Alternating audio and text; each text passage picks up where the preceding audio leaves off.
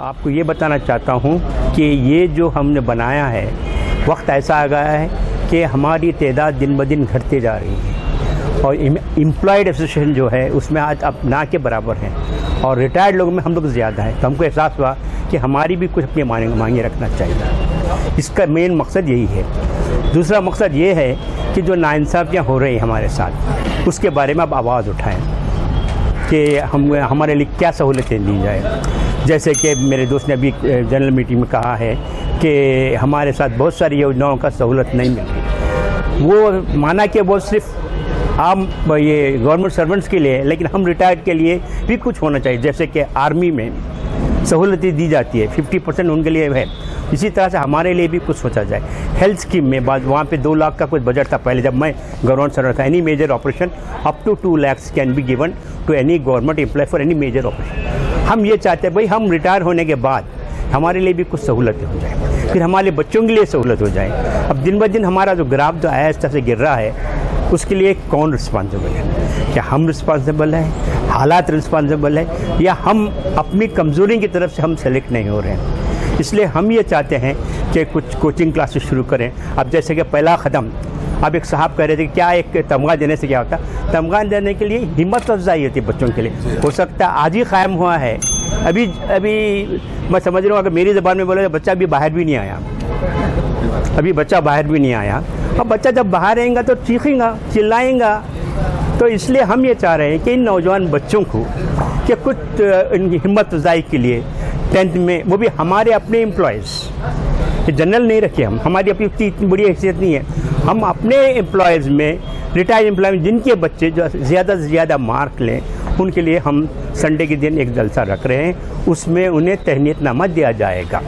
हो सकता है आइंदा साल जब हम अच्छा खासा फूले फलेंगे, हमारे सोर्सेज जब बढ़ेंगे, हम इंशाल्लाह कुछ तो कुछ ज़रूर देंगे उनके हिस्से में। अब एक साहब को शाल का मजाक उड़ा रहे थे। ठीक है, शाल तो एक क्या हर कोई पहन ले रहा आजकल, शाल तो हर कोई पहन ले रहा शाल, लेकिन उसकी अहमियत अलग होती है। उड़ाने से, पहनने से नहीं होती है, लेकिन जिस जज्बे से दिया जाता है आपको, जिस हिस्से लिए दिया था, उसका ख्याल रखना ज़रूरी है। एक कपड़ा ओढ़ने से क्या भी नहीं होता है। कपड़े बहुत कुछ ओढ़ रहे हैं आजकल और कपड़े निकाल भी रहे हैं। अफसोस तो ये होता है कि हम इस माहौल में आके पैदा हो गए कि हमारे कपड़े निकाला जा रहा है और लोग ताली मारते हैं। कपड़े निकाले ताली मारते हैं, लेकिन जब कपड़ा पहना जाए तो कोई ताली नहीं मारता। तो ये एक इज्जत है, एक अनुमान है, हम सम्मान है। सम्मान की इज्जत करना हमारा अपना फ़र्ज़ है, समाज का फ़र्ज़ है। कहाँ वो क्या भी दिया जाए, यहाँ तक हमारे यहाँ तो ये है कि अगर कोई खजूर भी दिया जाता है उसका सवाब मिलता है। कि हम वो लोग हैं जो एक तारीख छोड़ गए हैं।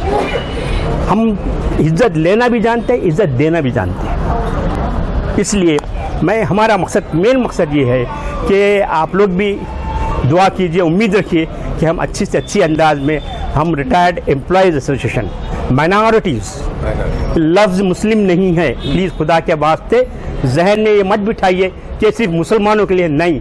We are for all minorities, let it be any Sikh, ईसाई, बौद्ध, कोई भी हो, Jain, all minorities, whichever the minority comes, we will take it, we will embrace it, and with full all means we are going to support for their demand. यही वजह है कि हम ये एसोसिएशन को कायम किए हैं। बल्कि इसमें 21 बच्चों को सेलेक्ट किया है और अफसोस के पीयूसी में और मैट्रिक में, सर पीयूसी और मैट्रिक में 21 बच्चों को सेलेक्ट हुआ है। और आपको बोल के बड़े आश्चर्य होगा कि 11 तो सिर्फ लड़कियां ही हैं। अब अंदाज़ा लगाइए कि लड़कियां कितना पढ़ रही हैं।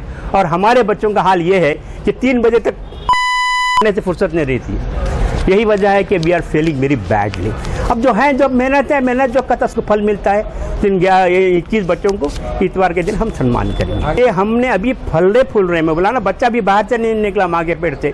अभी तो हम कुछ इरादा कर रहे हैं। नेक्स्ट ईयर इरादा ये है कि हम उनको कुछ वो भी देंगे, कोई कैश अवार्ड भी देंगे कि ताकि उनके लिए फीस पर। यहाँ तक अगर हो सका है तो शायद हम में से कोई एक निकल जाएगा, किसी एक बच्चे को अडॉप्ट कर लेंगे। करते हैं। अगर कोई यतीम और यसीर है जिसके लिए कोई साथ नहीं दे रहा, and if it is brilliantly अगर उन अपने तौर पे लेके आया, तो I am the first man to support him for his MBBS course. कि हमने किसी गेस्ट को नहीं बुलाया, हम ही अपने लोग हैं। अलबत्ता आपके लिए मैं सुना जाता हूँ। The function will be inaugurated bye myself and Dr. M.M. Beg. Then the chief guest is Sadanand Parle, and Z.A. Jagirdar. Then guests of honor are Wahab Mullah, Asad Ansari, Shankar Kodla, Kalyan Kumar Shilnat, Sheikh Mujib, Muhammad Minajuddin, and presided by Sayyid Naziruddin Mutawalli. Keynote will be addressed by the S.M. Jagirdar and welcome speech by Aldi Basha and anchoring by Nawab Khan. This is the minute programme, छोटा सा programme है।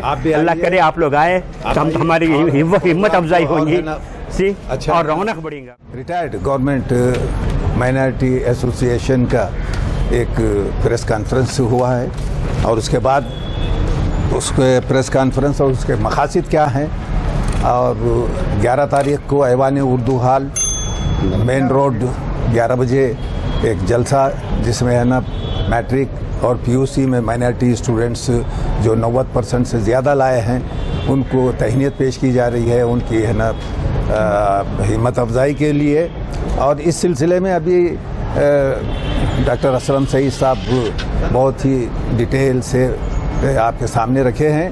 तो जैसा कि doctor Aslam Saeed साहब ने कहा कि एक और मकासद में से ये एक मकसद ये है कि जो स्टूडेंट्स गरीब हैं, नादार हैं या यतीम व यसीर हैं लेकिन अच्छे हैं ना पढ़ने में हैं, तो वो ऐसे स्टूडेंट्स को ये हमारी माइनॉरिटी एसोसिएशन अडॉप्ट है ना करेंगी इंशाअल्लाह ताला।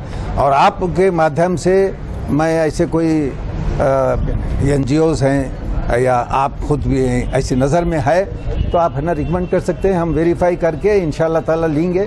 ये इसमें जैसा कि डॉक्टर असलम सईद साहब ने कहा कि वो पहले हैं, तो हम लोग इस काम में हैं। हम लोग क्या जैसा कि हम स्कूल है ना चला रहे हैं, तो नादार बच्चे इंग्लिश मीडियम है लेकिन गरीब वगैरह को हम है ना पढ़ा रहे हैं मैट्रिक तक, तो उसी है ना स्पिरिट को लेके बड़े हैं माइनॉरिटीज़ के इसको अपलिफ्ट करने के लिए। जैसा कि डॉक्टर असलम सईद साहब ने कहा कि हमारी अब जो हालत है वो बहुत ही गिरती जा रही है, गिराफ है ना नीचे होते जा रहा है, तो इसको करने के लिए कोई ना कोई आगे आना चाहिए।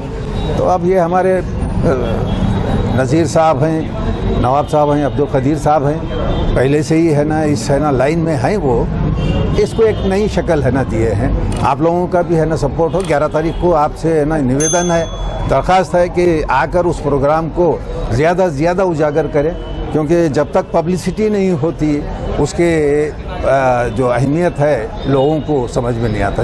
अंजुमन तरक्की उर्दू का जो ऐवान उर्दू हॉल है वहाँ पर मुनक़िद है 11 जून यानी इतवार, वक्त 11 बजे।